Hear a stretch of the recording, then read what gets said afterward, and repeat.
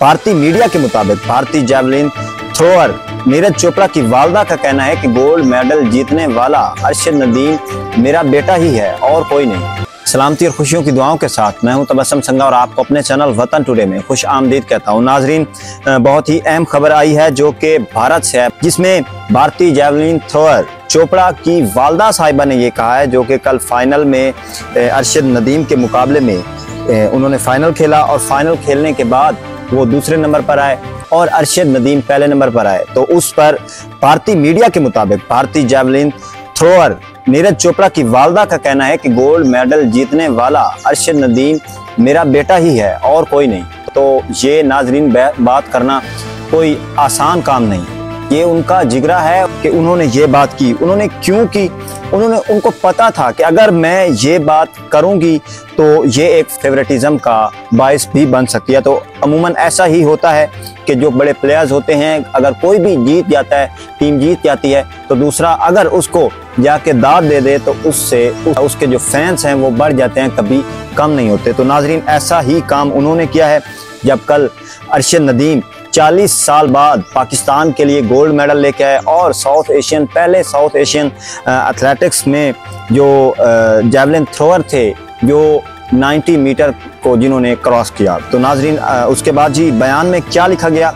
बयान में ये लिखा गया जी कि नीरज चोपड़ा की वालदा सरोज देवी ने कहा कि अरशद नदीम की पेरिस ओलंपिक्स में गोल्ड मेडल जीतने पर हम भी बहुत खुश हैं। इसी तरह नीरज चोपड़ा के सिल्वर मेडल जीतने पर भी वैसे ही खुश हैं।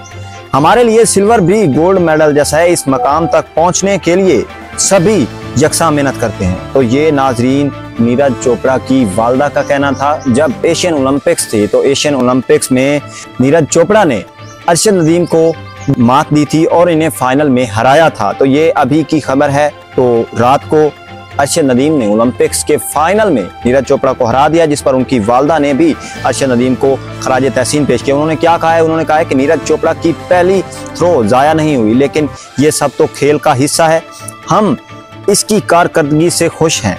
नीरज घर वापस आए तो उनकी पसंद का खाना तैयार करूंगी। हार जीत से मुतल्लिक बात करते हुए उन्होंने कहा कि सभी अपनी जानिब से मेहनत के बाद खेलने के लिए मैदान में उतरते हैं और वहां किसी एक ही को कामयाब होना होता है। दरियासना नीतीश कुमार ने इसी दौरान गुफ्तगू करते हुए कहा कि हर खेल में हर खिलाड़ी का एक दिन होता है। कामयाबी का ये दिन अरशद नदीम के लिए था और वो गोल्ड मेडल जीत गए। उन्होंने कहा कि 12 मुल्कों के खिलाड़ी मुकाबले में शरीक थे, उनमें से पाकिस्तान को कामयाबी मिली। एंड में उनका यही कहना था।